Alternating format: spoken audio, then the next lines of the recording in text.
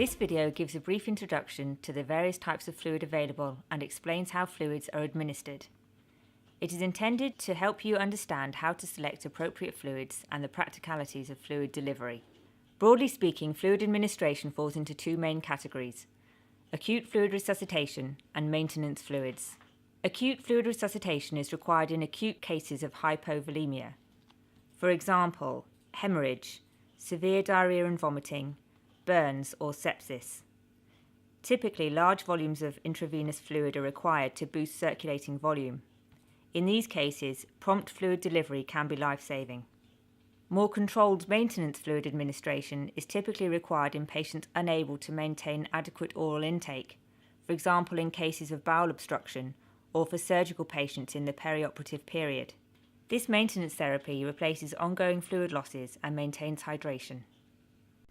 There are three main types of fluid you will encounter on the wards: crystalloids, colloids, and blood products. Crystalloids are solutions that contain small molecules that can easily cross cell membranes. Examples are 0.9% sodium chloride, also known as normal saline, Hartmann's solution, and 5% glucose or dextrose. Normal saline contains 154 millimoles of sodium and 154 millimoles of chloride per litre. Bags of normal saline that contain potassium chloride are also available. They typically contain 20 or 40 millimoles in a 1 litre bag.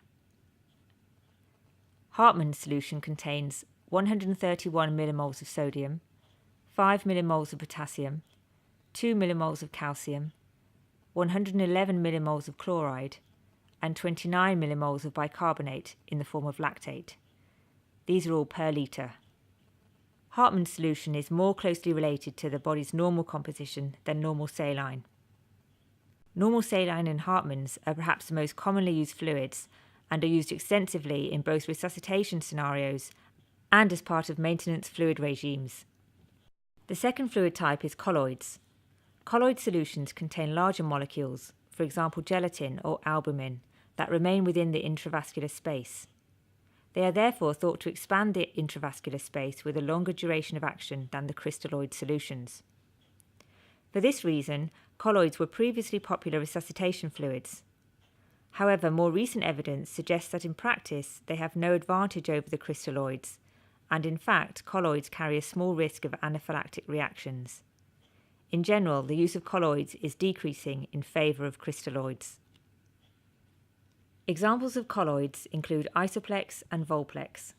Both contain 4% modified fluid gelatin, sodium and chloride.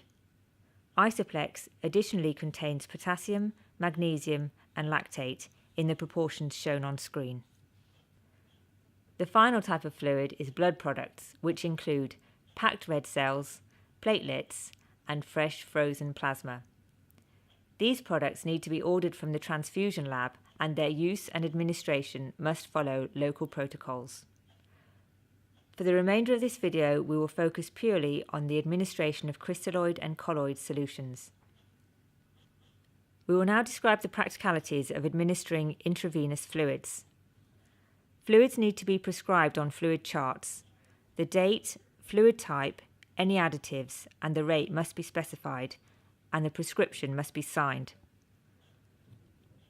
Often the nursing staff will take care of fluid administration, but knowledge of the process is important in case you need to do it yourself. First, confirm your patient's identity, including name, date of birth, and hospital number, ensuring they match the prescription. Now ensure that your patient has a cannula of an appropriate size inserted. If you are planning on giving fast fluids, a large bore cannula will be needed. Flush the cannula to ensure it is working. Next, check the bag of fluid for damage, obvious contamination and expiry date. The tube used to connect the fluid bag to the patient is called a giving set. First, close the valve on the tubing. Then connect the giving set to the bag of fluid after removing the protective cap from the spike, taking care to keep the component parts clean while you do this. Purge or flush the tube by opening the valve until fluid runs freely from the end. Close the valve and now squeeze the reservoir so it is half filled with fluid. Inspect the tube to ensure all air bubbles have been cleared. Now attach the connector at the end of the giving set to the cannula, and we now need to set the rate of fluid delivery. This can be done by passing the tubing through a pump and setting the rate in millilitres per hour. Alternatively, you can set an approximate rate by adjusting the valve on the giving set to give an appropriate drip rate. The drops produced by the giving set shown here correspond to 1/20th of a millilitre, i.e. 20 drops make 1 millilitre. So in this case, a drip rate of 1 drop per second corresponds to 180 millilitres per hour, or a 1 litre bag delivered over about 5.5 hours. Open the valve and speed the drip rate up to increase the rate of delivery, or close the valve to slow it down to deliver fluid more slowly. Note that the drops per mil can vary between giving sets, but it is usually labelled. Note also that the maximum rate of fluid delivery will depend on the size of cannula in place. We will now discuss some generic principles to help guide you in choosing specific fluid delivery rates and types of fluid. Again, we will first consider fluid resuscitation scenarios, then maintenance fluid regimes. In fluid resuscitation, fluid is being given to correct an existing fluid deficit, and large volumes of fluids over short timescales may be required, depending on the patient's status. Always assess the patient fully first. Low blood pressure, tachycardia, and low urine output are classic signs of hypovolemia. Consider administering fluid boluses in volumes of about 500 millilitres to adults requiring fluid resuscitation and reassess after each bolus. For elderly patients or those with cardiac problems, proceed more cautiously by using smaller boluses of about 250 millilitres before reassessing to avoid fluid overload. The initial fluid of choice for resuscitation is typically normal saline. Ensure that bloods are sent to the lab promptly, as these, along with the patient's clinical state, will be key to guiding further fluid choice.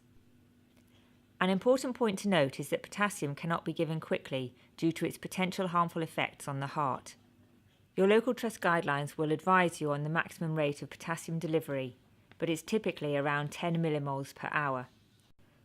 Normal saline with 20 or 40 millimoles of potassium chloride added are therefore not typically used in acute resuscitation scenarios and must be administered via a pump so that the rate can be set accurately.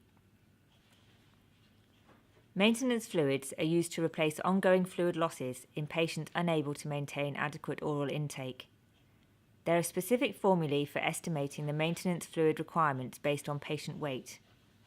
A typical adult of about 60 to 70 kilograms will require approximately 100 millilitres per hour, i.e. 2.4 litres over 24 hours, to maintain hydration. The patient will require more if there are ongoing additional losses such as vomiting, diarrhea, or increased stoma output. Throughout the period of intravenous fluid replacement, blood electrolytes should be regularly checked and the type of fluid administered varied accordingly. When planning the fluid regime, remember that adults require about 2 millimoles of sodium per kilogram and about 1 millimole of potassium per kilogram every 24 hours.